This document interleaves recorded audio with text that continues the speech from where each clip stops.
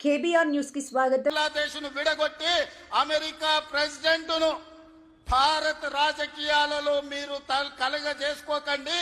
కలగజేసుకుంటే భారతదేశం ఊరుకోదు అని అమెరికన్ ప్రెసిడెంట్ను హెచ్చరించిన భారత ప్రధానమంత్రి శ్రీమతి ఇందిరాగాంధీ గారు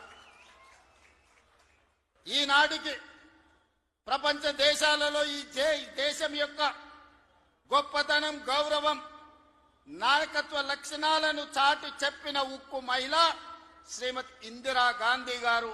వారిని స్మరించుకోవాల్సిన అవసరం ఈ దేశంలో రాజకీయాలలో ఉండే ప్రతి ఒక్కరికి, ఈ యువతరానికి అవసరం ఉన్నది.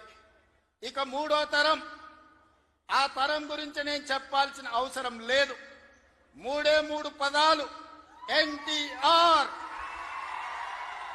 ఈ 3 అక్షరాలు నీతి, నిజాయితీ, నిబద్ధత, ఉక్కు సంకల్పం కలిగిన నాయకుడు ఎవరైనా ఉన్నారు ఈ దేశంలో అంటే తెలుగు జాతి గర్వించదగ్గ బిడ్డ ఎన్టీఆర్. డాక్టర్ బాబాసాహెబ్ అంబేద్కర్, శ్రీమతి ఇందిరాగాంధీ, అన్న ఎన్టీఆర్ ఈ భారతదేశ జాతి రత్నాలు. ఈ జాతి రత్నాలు ఈ దేశం ఉన్నంతకాలం, మానవుల మనుగడ ఉన్నంతకాలం వారి కీర్తి ప్రతిష్టలు, వారి నిర్ణయాలను మనం స్మరించుకోవాల్సిన బాధ్యత ఈ రోజు మన అందరి మీద ఉన్నది. మిత్రులారా, ఈనాడు ఈ కార్యక్రమం తీసుకుంటున్నప్పుడు చాలా మంది చాలా రకాలుగా మాట్లాడుతున్నారు. కాంగ్రెస్ పార్టీ ముఖ్యమంత్రి, పిసిసి అధ్యక్షుడు ఎన్టీఆర్ గారి విగ్రహాన్ని ఏ విధంగా ఆవిష్కరిస్తారు, లేదా ఎన్టీఆర్ గారిది ఆంధ్రప్రదేశ్ హైదరాబాదు నగరం నడిపొడ్డున ఎన్టీఆర్ విగ్రహాన్ని పెడతారా అని కొంతమంది మాట్లాడుతున్నారు. ఈ రోజు నేను స్పష్టంగా ఒక మాట చెప్పదలుచుకున్నా. కులాలకు, మతాలకు, ప్రాంతాలకు, భాషలకు అతీతంగా ఈ దేశం గర్వించదగ్గ నాయకుడు ఎన్టీఆర్. ఆ ఎన్టీఆర్ స్ఫూర్తి హైదరాబాదు నగరం నడిపొడ్డున వారి స్ఫూర్తితో పరిపాలన అందిస్తున్న మా ప్రభుత్వం అమీర్పేట్ చౌరస్తాలో, మైత్రి వనంలో, ఈ దారిలో వెళ్లే ప్రతి వాడికి ఒక స్ఫూర్తిని నింపడానికే ఈ రోజు వారి విగ్రహాన్ని ఇక్కడ మేము ఆవిష్కరించుకున్నాం. ఇది విగ్రహం కాదు, ఇది ఒక స్ఫూర్తి, ఇది ఒక గొప్ప అనుభూతి. ఒక ముఖ్యమంత్రిగా ఎన్టీఆర్ విగ్రహాన్ని ఆవిష్కరించడం అంటే నాకు జీవిత కాలం గుర్తుండిపోయే ఒక మధుర సంఘటన.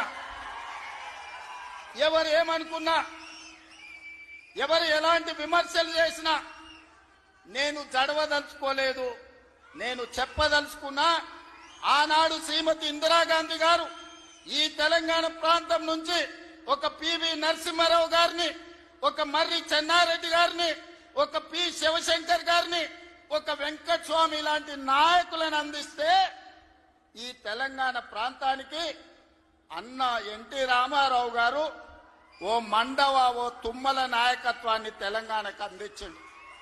ఓ మాధవరెడ్డి, ఓ జానారెడ్డి నాయకత్వాన్ని అందించిండు. ఓ దేవేందర్ గౌడ్ నాయకత్వాన్ని అందించిండు. ఓ కడియం సిఆరి, ఒక మోత్కుపల్లి నరసింహుల లాంటి నాయకులను ఈ తెలంగాణకు అందించిండు. అంతెందుకయ్యా, ఈనాడు ఉపన్యాసాలు ఇస్తున్న బీఆర్ఎస్ నాయకుడు కల్వకుంట్ల చంద్రశేఖర్ రావుకి రాజకీయ భిక్ష పెట్టింది ఎవరు? అన్న లేకుంటేనే మీరు నాయకులు అయ్యిండ్రా? అన్న నీడను బతికిన మీరు అన్నగారి గురించి తక్కువ చేసి మాట్లాడు మీకు మంచిదా? వారే కాదు, వారి పేరు పెట్టుకున్న వాళ్ళు కూడా ఈరోజు నాయకులుగా చలామణి అవుతున్నారు. ఆయన ప్రోత్సాహం ఇచ్చి, ఆయన భుజము తట్టి, ఆయన అవకాశం ఇచ్చిన ఓ తుమ్మల, ఓ మండల, ఓ మండవ, ఓ జానా, ఓ మాధవరెడ్డి, ఓ దేవేందర్ గౌడ్, ఓ కడియం సిఆరి, ఓ మోత్కుపల్లి నరసింహులే కాదు, తెలంగాణలో నాయకత్వాన్ని వహిస్తున్న కల్వకుంట్ల చంద్రశేఖరరావును కూడా ఎన్టీ రామారావు గారికి గుర్తించే రాజకీయ అవకాశాలు కల్పించిన సంగతి ఎవరు